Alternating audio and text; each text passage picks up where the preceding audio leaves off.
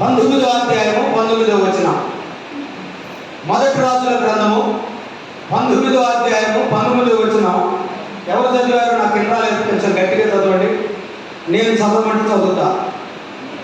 ఏలియా అచ్చటి నుండి పోయిన తరువాత అతనికి షాపాతు కుమారుడైన ఎలీషా కనబడెను. అతడు తన ముందరనున్న 12 అరకల ఎడ్ల చేత దుక్కి దున్నించుచు 12వ అరక తాను తోలుచుండెను. ఏలియా అతను చేరబోయి తన దుప్పటి అతని మీద వేయగా. ప్రియమైన దేవుని సేవకులారా, దైవజనులారా, కొంచెం దేశ తెప్పిస్తారు. ఈ విషయంలో గమనించండి. ప్రవక్త అయినటువంటి ఏలియా టిప్షీయుడు అని రాయబడింది. ఆయన తల్లిదండ్రుల పేరు కానీ గోత్రం కానీ రాయబడలేదు. కానీ దేవుని కొరకు మంట కలిగిన వాడై, బహురోషము కలిగిన వాడిగా దేవుని కొరకు పరిచర్య చేశాడు. దేవుని కొరకు పరిచర్య చేయడంలో ఎలాగ రోషం కలిగిన వాడిగా పేరుగాంచబడ్డాడు అంటే, ఆ దినాలలో జాగ్రత్తని ప్రోత్సహిస్తూ, ఆ దినాలలో విగ్రహారాధనని ప్రోత్సహిస్తూ ఇంచుమించు 450 దేవత గుళ్ళను నిర్మించిన యెజబెలును ఢీకొనడానికి సిద్ధమయ్యాడు. యెజబెలును ఢీకొనడానికి సిద్ధమై రాజు అయినటువంటి అహాబు దగ్గరికి వచ్చేసి, నీవు చేస్తున్న దుర్మార్గాలు, నీవు చేస్తున్న అక్రమాలు, నీవు చేస్తున్న దౌర్జన్యాలు, నీవు చేస్తున్న హేయ కృత్యాలు నా దేవుని ఎదుట లెక్కించబడ్డాయి కనుక నిన్ను బట్టి దేశం మీదకి వర్షం రాకుండానట్లు దేవుడు ఆకాశాన్ని మూసివేస్తున్నాడు. స్తోత్రం చెప్పండి. మీరు నోరు మూసుకుంటారు, ఆకాశాన్ని మూసినట్టు కాదు. దేవునికి స్తోత్రం. నోరు తెలిసి కట్టి దేవునికి స్తోత్రం చెల్లిద్దాం. అటువంటి రోషము కలిగిన దైవజనుడు, పౌరుషం కలిగిన దైవజనుడు, రాజులను ఎదిరించగలిగిన దైవజనుడు ఒక విషయంలో బలహీనమైనాడు, భయపడ్డాడు. కారణం ఏంటంటే, ఆనాటి ఇశ్రాయేలు ప్రజలు దేవునికి ఇశ్రాయేలీయులు. ఇశ్రాయేల్ అనే మాటకు అర్థం ఏంటి? ఇశ్రాయేల్ అనే మాటకు అర్థం ఏంటి? దేవునితో పోరాడి గెలిచిన జనాంగము ఇప్పుడు పోరాటంలో అలిసిపోయారు. పోరాటంలో అలిసిపోవడానికి గల కారణం ఏంటంటే, ఇటు పక్క చూసేసరికి లోకంలో ఉన్న సర్వజనులు వారు ఎలా ఉన్నారంటే, అన్యులైనప్పటికీ, విగ్రహారాధికులైనప్పటికీ వారు ఉన్నతంగా కనబడుతున్నారు, గొప్పగా కనబడుతున్నారు, హెచ్చుగా కనబడుతున్నారు. వారిని చూసేసరికి కనిపించింది, మనం కొలుస్తున్న దేవుడు నిజంగా మనకి ఎందుకు ఇటువంటి స్థితి ఇవ్వట్లేదు, ఎందుకు ఈ గొప్ప ధన్యతను ఇవ్వడం లేదు అన్నట్టుగా ఈ రోజుల్లో కూడా క్రైస్తవులు మనం చూస్తున్నాం. పేరుకు క్రైస్తవులుగా ఉంటున్నారు, మంచిగా ప్రార్థనా పరులుగా ఉంటారు.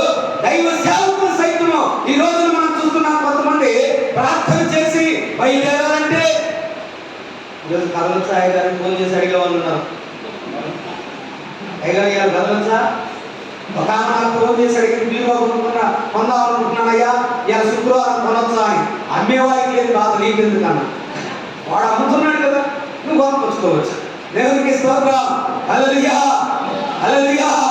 కాబట్టి ప్రియమైన దేవుని బిడ్డలారా, క్రైస్తవులయ్యుండి దేవుని వాక్యమును బోధించేవారు, దేవుని వాక్యమును చదివేవారు, దేవుని వాక్యమును వినేవారు లోక సంబంధమైన ఆ హెచ్చును చూసి, ఆ గొప్పతనాన్ని చూసి ఇశ్రాయేలీయుల యొక్క 2 మనస్సులు గలవారై ఉన్నారంట. ఎట్లాగా? 2 మనస్సులో 2 స్వభావాలు, మనసులో 2 స్వభావాలు. ఏమిటా 2 స్వభావాలు? ఒకటి ఆత్మ సంబంధమైనది, మరొకటి శరీర సంబంధమైనది. ఆత్మ సంబంధమైనది గెలవాలి అంటే శరీర సంబంధమైనది చావాలి. కానీ ఆత్మకి శరీరము, శరీరానికి ఆత్మ ఒకదానికొకటి వైరంగా పనిచేస్తున్నప్పుడు వీరు మాత్రం ఎలా ఉన్నారు? కొట్టుమిట్టాడుతూ ఉన్నారు. ఏది విశ్వసిద్దాం, ఏది నమ్ముదాం, ఏది ఆలకిద్దాం, ఏది అనుసరిద్దాం, ఇలా ఉన్నటువంటి సమయంలో ప్రవక్త వాళ్ళందరినీ పిలిచారండి. 2 విషయాలతో తప్పిపోవటం కాదు.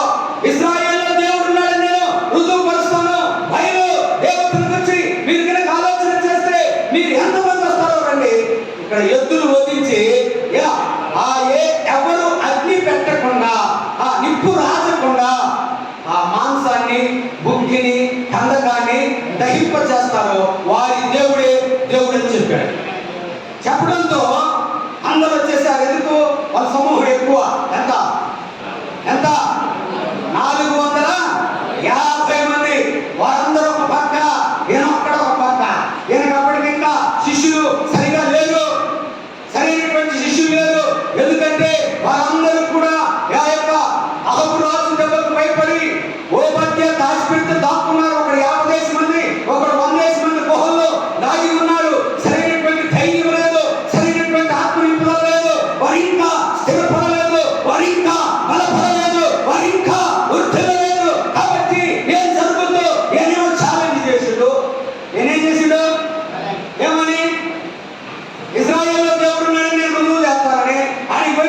ఫెయిల్ అయితే మనల్ని కూడా గుర్తిస్తారేమో అన్నట్టుగా ఎవరంతా వాళ్ళు సప్పబడ్డట్టు అయిపోతే నేను ఒక్కడే. ఆమె అటువంటి రోషము కలిగిన దేవుడు, అటువంటి పౌరుషము కలిగినటువంటి దైవజనుడైనటువంటి ఏలియా ఎద్దుని, కందకాన్ని, బుగ్గిని మొత్తాన్ని ఆకాశం నుండి అగ్ని వచ్చినట్లుగా ప్రార్థించి వాటిని దహింపచేసి బలం పొందుకున్నాడు. అక్కడ ఉన్నటువంటి ఆ యొక్క కర్మేలు పర్వతం మీద 450 మంది బయలు పవర్తులను నిర్దాక్షిణంగా చంపేసేంత వరకు తీరని తీవ్రత, తీరని ఆత్మ నిపుణులు కలిగిన వాడు ఉన్నాడు. కానీ తర్వాత డైలాగ్ వచ్చింది. డైలాగ్ ఒకటి వచ్చింది. ఏంటి ఆ డైలాగ్ అంటే, ఆ ఏలియా అనేటువంటి వాడిని నేను సంపద ఊరుకొని యెజబెలు ఒక వార్త ఛాలెంజ్ చేసి పంపించింది. చూడండి, 400 మంది 450 మందిని హతమార్చినప్పుడు ఒక ఆడ మనిషికి భయపడ్డాడు. ఒక లేడీ వాగ్దానానికి ఎందుకు ఆడ మనిషికి భయపడ్డాడు? ఇంట్లో వాడు కూడా భయపడ్డాడు. ఇంట్లో వాడు ఎవడయ్యా? అహబు అమ్మగారు చెప్పిన మాట వినకపోయి ఎటు చెప్పలేక ముందు ముడుచుకునే రకం కదా. నాబో ద్రాక్ష తోట విషయంలో ఏం చేశాడంట? అడిగితే కాదన్నాడని చెప్పాలా? ముందు ముడుచుకోకుండా చెప్పాలా? అందులో దేవునికి స్తోత్రం చెల్లిద్దాం. ఏం చేస్తున్నాడట? మూతి ముడిచిన వాడై అన్న పానములు మానేసి ఎలా ఉన్నాడు? మూతి ముడిచిన వాడై ఆ వచ్చి చెప్పేంత వరకు లేవట్లే. సలహా ఇచ్చేంత వరకు ఎట్ట నేను దాన్ని చేసుకోవాలో నేను చేసుకోవలే, వేసి స్నానం చేసి భోజనం చేయాలా కూడా అయ్యగారికి ఆమె హెడ్ ఆఫీస్ అయిపోయింది. దేవునికి స్తోత్రం స్తోత్రం. అయితే ఏలియా ఇప్పుడు భయం చేత ఇది ఎక్కడైనా చెప్పినా చంపుద్దని దారి పెట్టి పోతా ఉన్నాడు. వెళ్ళిపోవాలో తెలియదు. ఎలాగైనా సరే ఈ ప్రాంతంలో ఉండొద్దు, ఈ ప్రదేశంలో ఉండొద్దు, ఇలా కంటపడితే చంపేస్తారన్న భయంతో పోతూ పోతూ పోతూ కొంత దూరం పోయిన తర్వాత అలిసి అరణ్యంలో ఒక బదిరీ వృక్షం క్రింద 2 కాళ్ళ సన్ననిలాగా తలకాయ పెట్టుకొని కూర్చొని ఏడుస్తున్నాడు. అయ్యా, ఈ అన్యురాలైన ఈయన చేతిలో నేను చచ్చేదానికంటే నీవే నా ప్రాణం తీసుకో. ఎవరంటాడు? ఇక నేను చేసిన సేవ ఇంతే చాలు, నీవే నా ప్రాణం తీసుకున్నాడు. ఎప్పుడైనా సరే ఇప్పుడున్న సేవకులు ఎవరైనా సరే గుర్తుపెట్టుకోండి, దైవజనుడిగా చెప్తున్నా, నీవు సేవ చేసి అలిసిపోయినా ఇంకా నేను చెయ్యను అనే మాట నీ నోటికొస్తే నీ అంతటి నువ్వు అనుకున్నా కూడా ఆ మాటకి దేవుడు ముద్రేసి నీళ్ళు దొరికించి ఏలియా స్థానంలోకి ఎలీషాను తెచ్చినట్టు ఒకళ్ళు సిద్ధం చేస్తారు. కాబట్టి దైవ సేవకులారా, మీ నోటి వాక్కు స్థిరమవుతారని గుర్తుపెట్టుకోండి. అబ్రహాంతో దేవుడు ఒక మాట చెప్పాడు. ఏమన్నాడు? నీవు ఆశీర్వదిస్తే నేను ఆశీర్వదిస్తా, నీవు శపిస్తే నేను శపిస్తా అన్నాడు. కాబట్టి నీ నోటిలోంచి ఆశీర్వాదం వచ్చినట్లు ప్రభువా నాకు శక్తిని దయచేయి, ప్రభువా నన్ను ఇంకా బలపరచు, ప్రభువా నన్ను ఇంకా వాడుకుంటే వాడుకుంటూనే ఉంటాడు. ఆమేన్. ఏదో విషయంలో బలహీనమై, ఏదో విషయంలో భయపడి, ఏదో విషయంలో భంగపడి, ఏదో విషయంలో ఇది నా పొద్దు ప్రభు ఈ సేవ నేను అనవసరంగా చేస్తున్నానయ్యా అని నీవంటే ఆయన వెంటనే ఆ స్థానంలో ఒక సిద్ధం చేస్తాడు. ఇప్పుడు ఏం చేస్తాడు? దేవుడు మాట్లాడాడు.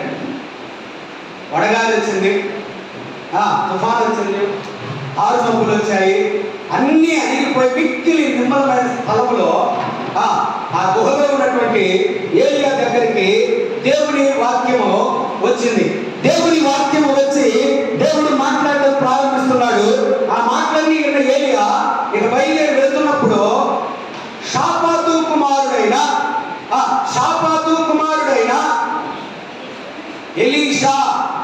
ఎలీషా అనే మాటకు అర్థము యెహోవా రక్షించును.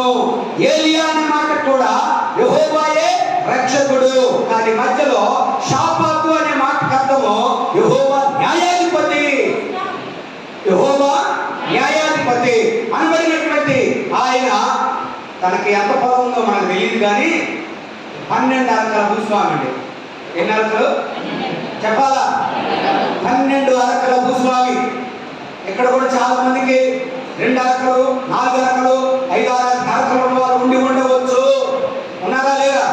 అయ్యా అట్టానికి మీకు అర్థం కాదు. ఎన్ని సంఘాలు ఉన్నాయంటే చెప్తున్నాయి, అన్ని అరకలు ఉన్నట్టు. ఎన్ని సంఘాలు ఉన్నాయంటే అన్ని అరకలు ఉన్నట్టు. అరకలు మెరకలు అన్నీ ఉంటాయి. కానీ ఇక్కడ మనం మనం బైబిల్లో చూస్తే ముఖ్యంగా దుక్కి దున్నొచ్చు. మీ బైబిల్లో మీరు అండర్లైన్ చేసుకోండి, అక్కడ రాయబడిన మాట దుక్కి దున్నొచ్చు. ఏం చేస్తున్నారట? చెప్పాలి అందరూ. దుక్కి దున్నొచ్చు. దుక్కి ఎప్పుడు దున్నుతా? బాగా ఎండిన భూమి, బాగా అర్థమైపోయిన భూమి, బాగా ఏ యొక్క మొక్క కూడా అవకాశం లేని ఆ భూమి, ఎక్కడ కూడా మొక్క మొదలని ఎండిపోయి అర్థమైపోయిన భూమిని మొట్టమొదట లోతైనటువంటి నాగలితో దున్నేదాన్ని దుక్కి అంటారు. నాగలితో.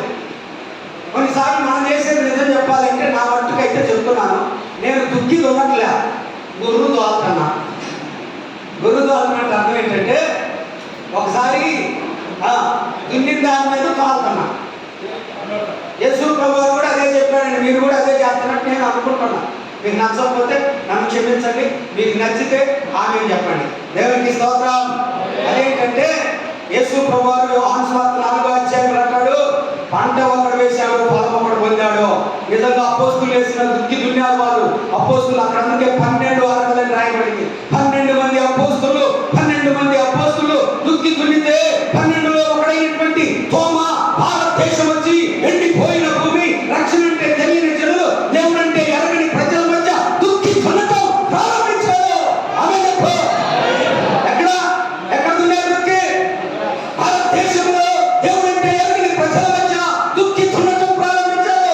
దుక్కి దున్నాడు. ఎంతగా దున్నాడంటే తన ప్రాణం పోయేంతగా దుక్కి దున్నుతూనే ఉన్నాడు. ఆమేన్. మరి నీవు నేను మనం దుక్కి దున్నాలి. ఎండిపోయిన భూమి లేకుంటే బైబిల్ చెప్తుంది, ఎన్నడూ దున్నని బీడు భూములు. ఏం దున్నుతున్నాం మనం? దున్నుతున్నామా లేదా? అసలు దున్నుతున్నామా లేదా? సేవ పిలుపులో 3 రకాలు నాకు తెలిసి 3 రకాలైన సేవలు ఉన్నాయి పరిచర్యలో. ఒకటి, దేవుని చేత పిలువబడిన వారు. దేవునికి స్తోత్రం. ఎవరండి? దేవుని చేత అపోస్తులు పిలువబడ్డారు. దేవుని చేత కొందరు పిలువబడ్డారు. మోషే కూడా మండుచున్న పొదలోని దేవుడు పిలిచాడు. సమూయేలు దేవుడు ప్రత్యక్ష గుడారంలో దీపం ఇంకా ఆరిపోక మునిపే మందసమున్న స్థలములో ఎవరు పిలిచారు?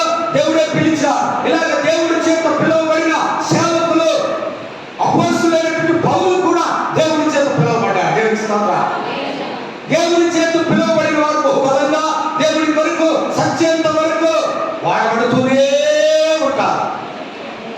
రెండోది, ప్రతిష్ఠించుకున్నవారు అంటే దేవుడు క్వశ్చన్ వేశాడు ఒకసాట, నేను ఎవరిని పంపుదునా అని. ఏమన్నాడండి? నేను ఎవరిని పంపుదునా అనగానే యెషయా ఏమన్నాడు? నేనున్నాను, నన్ను పంపంటే ప్రతిష్ఠించుకున్నాడు. నేనున్నాను, నేను చేస్తాను అని దేవుని కొరకు ప్రతిష్ఠించుకున్నాడు. దేవుని స్తోత్రం. ఏమంట? దేవుని కొరకు ప్రతిష్ఠించుకున్నవారు. కానీ 3వ రకం ఏంటంటే, వాడికి ఈడికి వాడంత మాత్రమే చేయలేనని పోటీ తత్వంతో వచ్చిన వారు.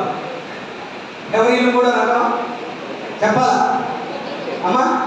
పోటీ తత్వం. ఏంటి ఆ పోటీ తత్వం? అదిగో చదువు బదులు నేను ఆయన చేస్తున్నాడు, ఆయన కన్నా నేను చదువుకున్నాను, నాకు ఉద్యోగం ఉంది, నా మాట చాతుర్యం ఉంది అనుకుంటాడు. కానీ నీకెంత ఉన్నా కూడా పిలుపులో లేకుండా నువ్వు వస్తే నీవు నిలబడవు, నీ పరిచర్య నిలబడదు. కారణం ఏంటంటే నువ్వు పోటీ తత్వంతో వచ్చావు. నువ్వు ఆ పోటీని తట్టుకోలేనాడు వెళ్ళిపోతావు, వదిలిపోతావు. కానీ పోటీ తత్వంతో కాక పిలుపును బట్టి ప్రతిష్ఠింపబడిన వారై వచ్చిన వారిలో ఒకరిగా ఉన్నటువంటి 12 అరకలలో ఒక అరక చివరిలో రాయబడిన మాట ఏంటంటే, అక్కడ రాయబడిన మాట 12వ అరక తాను దున్నుచుండెను. ఏంటంట? ఇశ్రాయేలు కుమారులైనటువంటి వారు మొత్తం 12 మంది. ఇశ్రాయేలు అంటే మీకు అర్థం కాలేదు. యాకోబు కుమారులు ఎంతమంది అండి?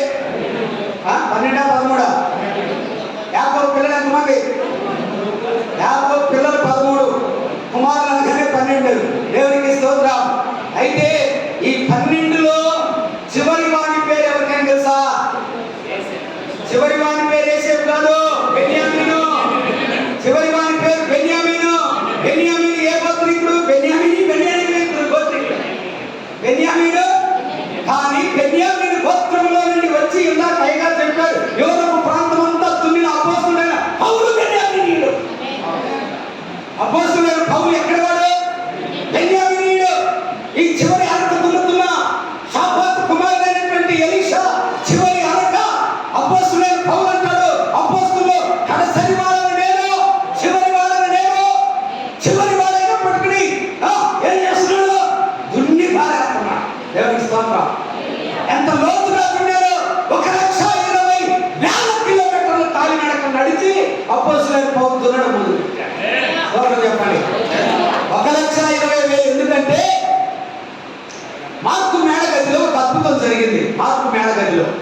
అది పెంతెకోస్తు పండగ రోజున.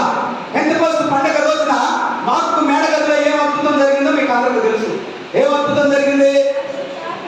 పరిశుద్ధాత్మ అక్కడ దిగి రావడం, అందరూ ఆత్మతో నింపబడడం, అందరూ వారి వారి స్వభాషలో వాక్శక్తి అనుగ్రహింపబడిన దానిని బట్టి భాషలు మాట్లాడేవారు భాషలు మాట్లాడుతూ దేవుని సువార్తను ప్రకటించుటకు. ఒకప్పుడు యేసు ఎవరో నేను ఎరగను, ఆయన ఉంటే ఎవరో నాకు తెలియదని చిన్న నీళ్లు మోసుకొని పోయే పిల్లకి భయపడిన పేతురు ఇప్పుడు ఒక్క ప్రసంగంతో 3,000 మందిని కదిలించారు. మీకు కనీసం పెదాలను కదిలేదు సార్. 3,000 మందిని కదిలిస్తే ఆ 3,000లో ముఖ్యంగా ఆ కుటుంబంలో ఉన్న సంఘం ఎంతంటే, ముందున్న సంఘం 120 మంది. 120 మంది 100 రెట్లుగా దీవించబడుతూ 1000 రెట్లుగా ఆశీర్వదింపబడిన వాడై పౌలు 1,20,000 కిలోమీటర్లు ఎత్తు వెళ్ళిపోయాడు. 1000 రెట్లుగా ఆశీర్వదింపబడుతూ వెళ్ళిపోయాడు. నూరంతలు కాదు. ఆదికాండం 26:12 ఇస్సాకు ఆ దేశంలో విత్తనం విత్తాడు. ఏ దేశం అది? ఏ దేశం అది చెప్పాలి? గెరారు దేశం. గెరారు అనగా జగడము. గెరారు అంటే జగడము. ఇప్పుడు మన దేశం కూడా జగడాలేదా? జగడాలున్న దేశంలో నువ్వు అంతగా ఆమె అన్న చెప్పాడు కదా. అన్న చెప్పాడు కదా ఏమని? ఎక్కడో వేరే దేశాల్లో లేదు సేవ, ఇక్కడ బాగుంది. ఇంకా బాగా బలపడాలి. ఇంకా తీక్షణంతో పౌరుషం కలిగిన ఏలియా వలె, వర్షము కలిగిన దైవజనుడి వలె నీవు నేను మనము అరక దున్నడం ప్రారంభించాలి. దేవుని స్తోత్రం. కొత్తగా దున్నడానికి నాగటి మీద చేయి పెట్టామనుకోండి, మనకు నాగలు నిలబడదు. నిలబడుతుందండి? అయ్యా ఎదురుగాలు గారు మీకు తెలుసు కదా, నిలబడుద్దా? మన మీద కొడుకో ఎద్దు కాళ్ళు ఇవ్వద్దు. కానీ దాన్ని బ్యాలెన్స్ చేయాలంటే బాగా నేర్పరైన వాడి దగ్గర కొంతకాలం ఆ నాగలి ఎలా పట్టుకోవాలో, దాన్ని ఎక్కడ ఆనించుకోవాలో, చిరుడొక్కలో ఏ పక్కన ఆనుకుంటే అది అటు ఇటు పోకుండా గట్టిగా ఉంటుందో నైపుణ్యత కలిగినట్టుగా దైవ సేవకులు, అనుభవజ్ఞులు, వారి ప్రవక్తలు, అపోస్తులు గొప్ప సేవను స్థాపించి ఉన్నతమైన సేవా బలం కలిగిన సేవకుల దగ్గర కొత్తగా నాగలి పట్టిన వారు ఏం చేయాలి? నేను వ్యవసాయం చేశాను. ఫస్ట్ నేను నాగలు దున్నేటప్పుడు నేను ఇక్కడ కింద బతుకల్లే చూసుకుంటే ఎట్లా పోతుంది, ఎంతలోకి పోతుందంటే ఇలా ఇలా ఇలా ఇలా పోతుంది. ఎందుకంటే అది ఎక్కడ పోతుందో నాకు తెలియట్లేదు, నేను ఇక్కడ చూస్తాను. అప్పుడు మా అన్నయ్య ఒక రోజు అన్నాడు, నువ్వు కిందకు చూసినంత కాలం నీకు వ్యవసాయం రాదు అన్నాడు. మరి కిందకు చూడక ఎక్కడ చూడాలి? పైన చూడాలన్నాడు. అంటే ఆ నాగటి ఆ కొన మొన ఉంటుంది కదా, చివర కాడి మీద ఎక్కి కాడిక ఆడ చూసి అది ఇటు కదులుతుందా, ఇటు కదులుతుందంటే ఇటు పక్క అది జాగ్రత్త చేసుకుంటే చక్కగా దున్నుతామంటే ఒక 2 ఏళ్ళకి జాగ్రత్తగా అట్లా చక్కగా దున్నడం నేర్చుకోగలిగా. దేవుడికి స్తోత్రం కలుగును గాక. అందుకే నేను అపోస్తలుడైన పౌలు అంటాడు, కింద ఉన్న ఎన్ని మంచి పైన ఉన్న వాటిని. అందుకని పైన చూడండి. ఎక్కడ చూడాలి? పైన చూస్తే అక్కడ ఎవరున్నారు? పైన చూస్తే నీకు నాకు అధ్యక్షుడు, మనకి మాదిరికరము, విశ్వాసమునకు కర్తయు, దాన్ని కొనసాగించువాడైన యేసు వైపు చూస్తే సేవలో అనుభవాలు వస్తాయి. యేసు వైపు చూస్తే పరిశుద్ధంగా జీవించడం తెలుస్తుంది. యేసు వైపు చూస్తే తిన్నావా తినలేదా ఎలా ఉన్నావు నిజంగా చూడండి. నాకు ఒకసారి భయంకరమైన ఆలోచన వచ్చింది. అదేంటంటే ఇక్కడ ఉన్నటువంటి మనం అందరం బాగా ఆకలి పెరుగున్నాం అనుకోండి. ఆకలి కలిగి ఉన్నా ఒకరు మీరు పోయి అందరికీ అన్నం చేస్తున్నారంటే ఎందుకని అందరం ఉండేవాళ్ళు 13 మంది అండి. ఎవరెవరు? యేసు ప్రభువు శిష్యులు 12 మంది, యేసయ్యతో కలిపి చెప్పాలా? వీళ్ళు 13 మంది ఒక్క వ్యక్తికి భోజనం మొత్తానికి పోయారట. అంటే 12 మంది పోయారు. ఎవరెవరు? అపోస్తలులు అందరూ పోయిన యేసు ప్రభువుని సుఖాన్ని బాయి కాడ వదిలిపెట్టేసి ఆయన కళ్ళు తిరిగి కింద పడతానంటే తలాకాసి మోసుకొని పోతాం. ఆ లెక్క అయితే తలాకాసి మేము భుజాన్ని వేసుకొని పోతాం. మీరు ఒక్కలేడట, అధ్యక్షుడు పైగా అందరికి హెడ్ అయినా ఉండిపోతూ ఒక్కడు అసలు ఒక్క మనిషి ఇద్దరు పోయి 13 మందికి తేవచ్చు. కానీ యేసయ్య అక్కడ ఒంటరిగా మిగిలిపోయాడు. 12 మంది వెళ్ళిపోయారండి. 12 మంది వెళ్ళిపోతే ఒంటరైన యేసయ్య ఆకలితో ఉన్న అలమటిస్తున్న బాధ అక్కడ ఉన్న ఒక ఆమె దాహం తీర్చాడు. ఆయన ఆకలి తీరింది అన్నాడు. ఏంటది? నేను మనం నిజంగా కొన్నిసార్లు మన దేశం కోసం, మన రాష్ట్రం కోసం, మన ప్రాంత ప్రజల కోసం, సంఘంలో బిడ్డల కోసం అనేక విధాలైన ఆకళ్ళు. కొన్నిసార్లు దీనికి సంబంధించిన ఆకలి కాదు, దీనికి సంబంధించిన ఆకలి పెద్దది. దీనికి సంబంధించిన ఆకలి ఎంత పెద్దదో తెలుసా? ఈ ఆకలి కలిగిన పాల్ యాంగిజో గారు లక్షల సంఘాన్ని కట్టగలిగాడు. ఇదే ఆకలి కలిగిన బ్రైన్ హార్ట్ గారు లక్షలాది మందికి సువార్త, కోట్ల మందికి సువార్తను అందించగలిగాడు. ఇదే ఆకలి కలిగినటువంటి బెన్హిమ్ గారు దేవుని ప్రజల కోసము బహుబలంగా సంఘములు కొన్ని వందల మంది కనుక ఎప్పుడు 300 మంది కన్నీటి ప్రార్థన చేసి వారిని సిద్ధం చేశారు. దేవునికి స్తోత్రం. సంఘంలో దైవ సేవకుడిగా నీకు నాకు మనకు ఉండవలసిన ఆకలి, ఆత్మలో వచ్చిన ఆకలి సంపాదించాలి. ఈ ఆకలితో ఉన్న యేసు ఆమె యొక్క రహస్య జీవితాన్ని చండాలా నీకు 5 గుణాలు నా దగ్గర ఎందుకు అన్నాడు. అన్నాడు అమ్మా, ఎటువంటి పిలుపండి, అమ్మాని పిలిచావు ప్రభువా, ఇది అవ్వారు పిలువాని పిలుపు, నడునలోని పలుపు, అమ్మాని పిలిచావు ప్రభువా. ఎవరు పిలవలేదంట ఎప్పుడు కానీ, అమ్మాని ఎవరు పిలవలేదు. అమ్మా అసలు ఆ మాటకు ఆ మనసు మొక్కలైపోయింది.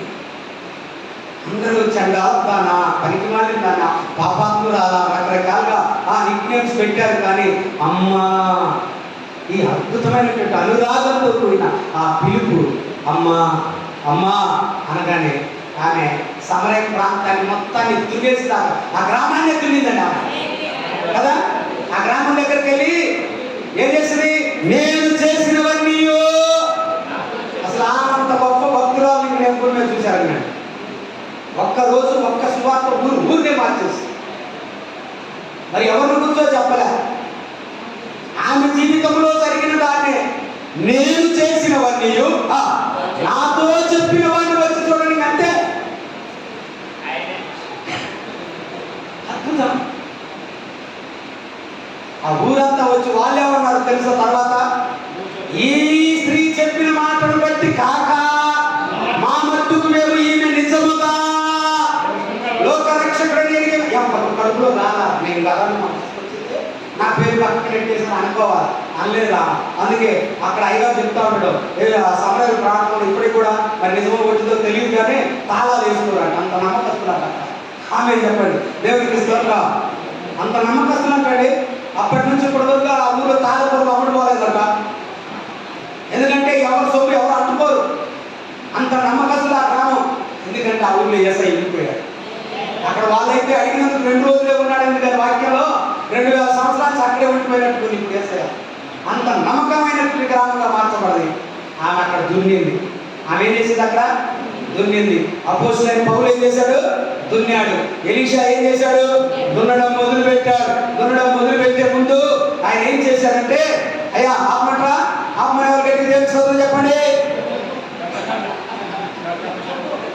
ఎలీషా ఎవరైనా సరే, నీవైనా నేవైనా సేవకి వచ్చేటప్పుడు ఎలీషా చేసినట్లుగా చేస్తే అద్భుతాలు చూస్తాం. ఏం చేశాడు అంటే, ఎలీషా ఏలియా దగ్గరికి వచ్చేసి ఆయన ఏమి చెప్పలేదు. ఏలియా ఏమి చెప్పలేదు. తన మీద దుప్పటి తీసుకొచ్చి కట్టాడు అంతే. తన మీద ఉన్న దుప్పటి తీసుకొచ్చి ఎలీషా మీద కప్పాడు. కప్పిన వెంటనే ఆయన అన్నాడు, నేను వెళ్ళి నా తల్లిదండ్రులను ముందు పెట్టుకున్నాను. ఏమన్నాడండి? ఈ దుప్పటి కప్పడంలో ఏం అర్థమైందని ఏదో తెలియదు. ఏమండి, అక్కడ ఏ విధమైనటువంటి అద్భుతం జరుగుతుందో చూడండి, ఏ విధమైన మార్పు జరుగుతుందో చూడండి, ఏ విధమైనటువంటి దేవుని కృప అక్కడ పనిచేస్తుందో చూడండి. ముందు పెట్టుకున్న దాన్ని పోయినామన్నాడు. రావట్లనే ఆ నగలు, ఆ గాడిమాలు మొత్తం ముక్క చెక్కలుగా నరికి చీల్చి ఎద్దులు వధించి దున్నే ఎద్దులు ఇప్పుడు లేవో. ఎందుకు? ఇప్పుడు దాకా దున్నావు మీరు, ఇప్పటి నుంచి నేను దున్నుతా. ఇప్పుడు దాకా మీరు దున్నారని ఆ ఎద్దులకు చెప్తూ, మీరు కాదు పాప పరిహారార్థంగా నేను దున్నడం ప్రారంభిస్తున్నాను అనడానికి గుర్తుగా వాటి మీద అపేక్ష కలిగి ఏ రోజైనా మళ్ళీ వచ్చి వ్యవసాయం పెట్టుకుంటా, ఏ రోజైనా మళ్ళీ వచ్చి నాగలు పట్టుకుంటా అనుకోకుండా వాటిని ఉండకుండా చేసిండండి. చెప్పండి. మరి మనమైతే ఏం చేద్దాం? ఉద్యోగం నడుపుకుంటూనే ఎందుకైనా మంచిది, ఈ పక్క వ్యాపారం నడుపుకుంటూనే ఎందుకైనా మంచిది. దేవునికి స్తోత్రం, దేవునికి స్తోత్రం. కానీ ఎలీషా అలాంటి తలంపు రాకుండాన్నట్లు ఆమేన్ వాటిని ఏం చేశాడు? వదిలేశాడు. ఇక ప్రవక్త ఎంత నడవడం మొదలుపెట్టాడు. ప్రవక్త ఎంత నడుస్తూ ఉన్నాడు. బైబిల్ రాయబడింది, ఎలీషా ఏలియా చేతుల మీద నీళ్లు పోయిచూ వచ్చాడంట. ఏం చేశాడంటే ఏం చేశాడు చెప్పడయ్యా?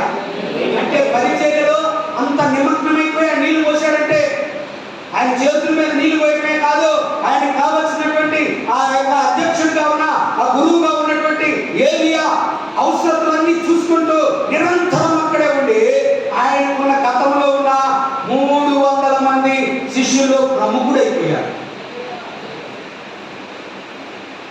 ఈ రోజున నీవు నేను దున్నడం ప్రారంభించాలి. కడసారి అలక, కడసారి దినాల్లో ఉన్నాం, కడవరి దినాల్లో ఉన్నాం. అందరము అక్కలు దున్నడం మొదలు పెట్టాం. లూకాసు వార్త 9:63లో దేవుని యొక్క వాక్యం చెప్తుంది, నాగటి మీద చెయ్యి పెట్టిన వాడు వెనక తట్టు చూడకూడదు, చూస్తే దేవుని రాజ్యంలో ప్రవేశించలేదని ప్రభువే చెప్పారు. కాబట్టి సేవకులారా దున్నడం మొదలు పెట్టారు, మీరు నాగటి మీద చెయ్యి వేశారు, ఇక వెనక తట్టు చెప్పాలి. వెనక తట్టు అంటే ఆ కట్టను వెనక తట్టు వెనకోదు చూడవద్దు, నా తట్టే చూడండి. దేవునికి స్తోత్రం. వెనక తట్టు చూడక విశ్వాసం కర్తయు దానిని కొనసాగించువాడైన యేసు వైపు చూస్తూ మీకు ముందుంచబడిన లక్ష్యం ప్రకారం, మీకు ముందుంచబడిన గురి ప్రకారం ఎక్కడికి వెళ్ళాలి? గురి యొక్కకి వెళ్ళాలి. చాలా మంది దేవుని యొక్క సన్నిధిలో నేను చెప్తున్నాను నా మాటగా, మన దేవుడు ఆ ఊళ్ళో చేయమన్నాడు, ఈ ఊళ్ళో చేయమన్నాడు అనుకుంటారు. కానీ ప్రభు చెప్పిన మాట మాత్రం బూదిగంతముల వరకు చేయాలి. అవునండి, బూదిగంతముల వరకు చెయ్యాలి. అంటే మనం ఏం చేయాలంటే మనం అనేది చచ్చిపోవాలి. అబ్రహాము ఆ దేశాన్ని ఎందుకు ఇవ్వాల్సి వచ్చింది? నా వాళ్ళు అనేవాళ్ళు ఉంటే నా మార్పు రాదు, నాకు మార్పు వస్తుందా? ఇప్పుడు నేను పాస్టర్ని, నా అనేవాళ్ళు ఎవరు లేని కానీ నేను అడిగి మనకి తగ్గించుకొని జాగ్రత్తగా ఎవడు ఎక్కడ మీద కొత్త ఏమవుతుందని భయంగా ఉంటా. అదే నా వాళ్ళందరూ ఉన్నవాడు అనుకోండి, ఎట్ట మాట్లాడతా పైకి తగ్గింపులా మాట్లాడడం మొదలు పెట్టినా తేడా వచ్చినప్పుడు ఏం చేస్తా? ఎవరితో మాట్లాడుతున్నావు చూడు చూడు. ఒకసారి మా వాళ్ళు అంతమంది వచ్చి నేను పెట్టంటే వచ్చి పడతానని చెప్తున్నాను. సేవకులు ఉన్నారు కొంతమంది. ఇట్టంటానికి కాదయ్యా దేవుడు నేను పిలిచింది, ఇట్టంటానికి పిలిచింది. అందులో దేవుడికి స్తోత్రం తెలియదా? నేను ఏ పార్టీ అంటే ఇట్టన్నా ఒక తాయి వచ్చి చూసుకుంటాడు. నేను ఇంకా అంటే ఆయన నాకు సంబంధం లేదంటాడు. ఆయనకు సంబంధం లేదంటే నువ్వు ఎక్కడికి వెళ్ళినా గొలియాతు అంతటోడు ఏమైపోయాడు? ఎందుకు? వాడు కేవలం ఆయుధాన్ని చూసుకొని వచ్చా, వాడు కేవలం డాల్ చూసుకొని వచ్చా, వాడు కేవలం వాడి యొక్క ఆ యొక్క యుద్ధ కవచాలు చూసుకొని వచ్చా. కానీ యుద్ధము ఇప్పుడు చెప్పండి, యుద్ధము యెహోవా దేవుడు చూసుకొని వచ్చిన వాడు ఎవరు? దావీదు. ఎవరితో చెప్తున్నాడు? యుద్ధం నాది కాదు, నా ముందున్నవాడు యుద్ధం చేసేవాడు, నేను కాదు చేసేవాడు. చిన్న రాయి ఎంతది? ఏ కారణం ఎంత కొనేట? అసలు వాడి చేతిలో ఉంది చిన్నపాటి ధోని అంత ఉందంటండి. ఎవరి చేతిలో?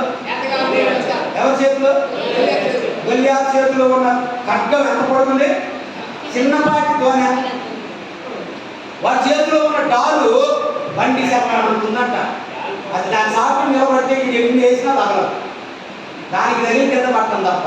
అటువంటి దాని కాడ గురి పెడితే వాడు బండి చక్రంతో డాలు తెచ్చుకున్నా కూడా, ఉదాహరణకి ఈ ఎత్తు కానీ కింద ఉండాల్సిందే కానీ పైన ఉంది. ఇంకా పైన వాడు మాత్రం ఎంత చేస్తాడు యుద్ధం? వాడి కంటికి కాకుండా పై దాకుంటే వాడు చేయలేడు యుద్ధం. కాబట్టి వాడు ఈ లెవెల్లో పెట్టుకొని ఆ ఖడ్గాన్ని అయమటము ఆ డాల్ ఇక్కడ దాకా అడ్డం పెట్టుకొని రండి అని కేకలేస్తా ఉంటే ఇశ్రాయేలీయులు 40,000 మంది 40 రోజులు ఏం చేస్తున్నారు? వాళ్ళు బిర్రుగా తింటారు పొద్దున్నే. ఇక బయలుదేరి ఈ రోజు మాత్రం గొలియాతుని ఎలాగైనా గొలియాతుని ఏం చేద్దామని బయలుదేరారు. వాడు ఒక్క బదులుతాడు అక్కడ ఉండి. వీళ్ళందరూ ఎవరికి ఏం చెప్తారో తెలుసా? వాళ్ళ కాడ ఆయుధాలు అప్డేట్ అయ్యండి. ఎవరి కాడ? ఫిలిస్తీన్ల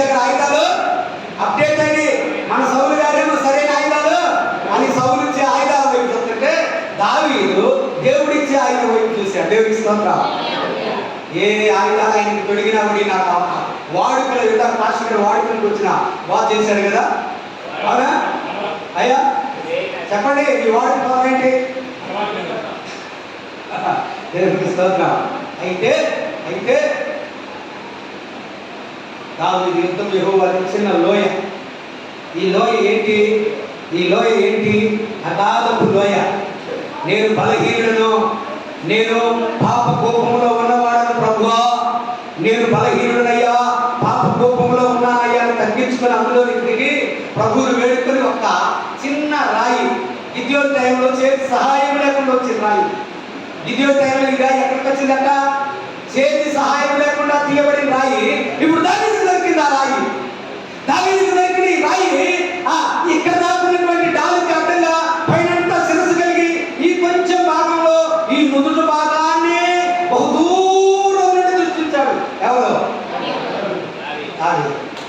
చూసి గిరగిరి తిప్పి కొడితే ఇది ఎటు చోతుందో కూడా తాంగంత వేగంగా సీమంటూ వచ్చి తగ్గింది.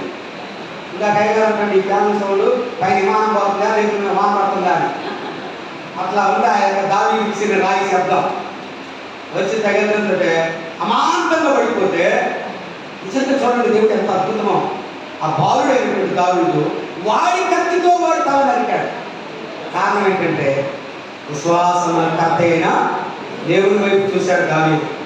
మనం కూడా అరక మొదలుపెట్టి కొంతమంది ఇక్కడ ఉన్న వారిలో అయ్యా 57 సేవలు దున్నటం ప్రారంభించిన వాళ్ళు అనుభవజ్ఞులు ఉంటారు. ఇప్పుడే కొత్తగా వచ్చిన వారు ఉంటారు. మీరు అరక దున్నేవాడికి ఒక చిన్న వాడు ఉంటుంది, ఏంటంటే ఎలువు సులువు తెలియాలి అంటారు. ఏమంటారు? ఎలువు సులువు తెలియకుండా మొదలుపెట్టి దున్నితే ఎత్తులు సావటం తప్ప వ్యవసాయం తెలియదు. అయ్యా ఎలువు సులువు లేకుండా దున్నితే ఎత్తులు సావటం తప్ప ఎత్తులు సాస్తాయి. అవి ఎత్తు తక్కువ ఎత్తులు ఎలువు ఇంత పొడుగునేసామనుకో లోనికి అవి గుంజలేవు. అవి కొత్తగా మరి లేకుంటే బాగా ఎత్తైనటువంటివి ఎలువు లేకుండా ఎత్తే లోనికి నాగలు దేనికి ఆ పైనే పోతుంది. ఎలువు సులువు తెలిస్తే ఏమవుతుంది? దున్నబడుతుంది, లోతుగా దున్నబడుతుంది.